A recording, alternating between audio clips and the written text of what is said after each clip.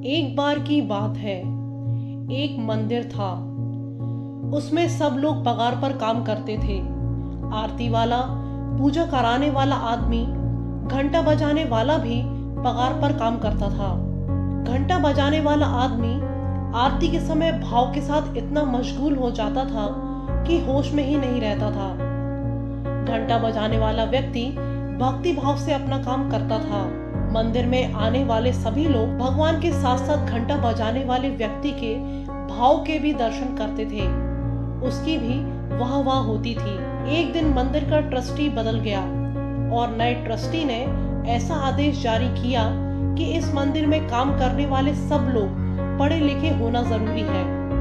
जो पढ़े लिखे नहीं है उन्हें निकाल दिया जाएगा। उस घंटा बजाने वाले को ट्रस्टी ने कहा कि तुम अपनी आज तक की पगार ले लो, अब से तुम नौकरी पर मत आना। उस घंटा बजाने वाले व्यक्ति ने कहा, साहब भले मैं पढ़ा लिखा नहीं हूँ, पर इस कार्य में मेरा भाव भगवान से जुड़ा हुआ है। ट्रस्टी ने कहा, तुम पढ़े लिखे नहीं हो, इसलिए तुम्हें नहीं रख पाएंगे। दूसरे दिन मंदिर में घंटा बजाने के लिए नया व्यक्ति रख लिया, परंतु आरती में आए लोगों को अब पहले जैसा मजा नहीं आता था। उस घंटा बजाने वाले की सभी को कमी महसूस होती थी। कुछ लोग मिलकर घंटा बजाने वाले व्यक्ति के घर गए और विनती की कि तुम मंदिर आया करो। उसने जवाब दिया, मैं आऊंगा तो ट्रस्टी को लगेगा नौकरी लेने के लिए आया है, इसलिए आ नहीं सकता।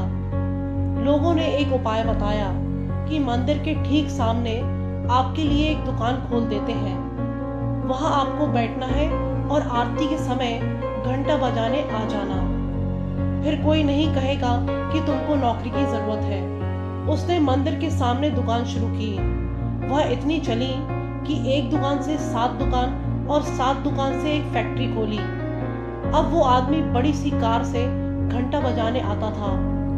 समय बीतता गया, यह बात पुरानी हो गई। मंदिर का ट्रस्टी फिर बदल गया। नए ट्रस्ट को नया मंदिर बनाने के लिए दान की जरूरत थी। मंदिर के नए ट्रस्टी को विचार आया कि सबसे पहले उस फैक्ट्री के मालिक से बात करके देखते हैं। ट्रस्टी मालिक के पास गया और बताया कि मंदिर के लिए 7 लाख का खर्चा है। फैक्ट्री के मालिक ने कोई सवाल किए बिना एक खाली चेक ट्रस्टी के हाथ में दे दिया और कहा, चेक भर लो। ट्रस्टी ने चेक भरकर उस फैक्ट्री मालिक को वापस दिया। फैक्ट्री मालिक ने चेक को देखा और उस ट्रस्टी को दे दिया। ट्रस्टी ने चेक हाथ में लिया और कहा, सिग्नेचर तो बाकी है। मालिक ने कहा, मुझे सिग्नेचर करना नहीं आता है, लाओ अंगूठा लगा देता हूँ। यह सुनकर ट्रस्टी चौंक गया और कहने लगा, साहब आपने अनपढ़ होकर भी इतनी तरक्की की, यदि पढ़े लिखे होते तो कहाँ होते। वह सेठ हंसते हुए बोला, भाई मैं पढ़ा लिखा होता तो बस मंदिर में घंटा बजा रहा होता। तो दोस्तों, हमें इस कहानी से यही सीख मिलती है, कार्य कोई भी हो, परिस्थिति कैसी भी हो, तुम्हारी स्थिति तुम्हारी भावनाओं पर निर्भर करती है।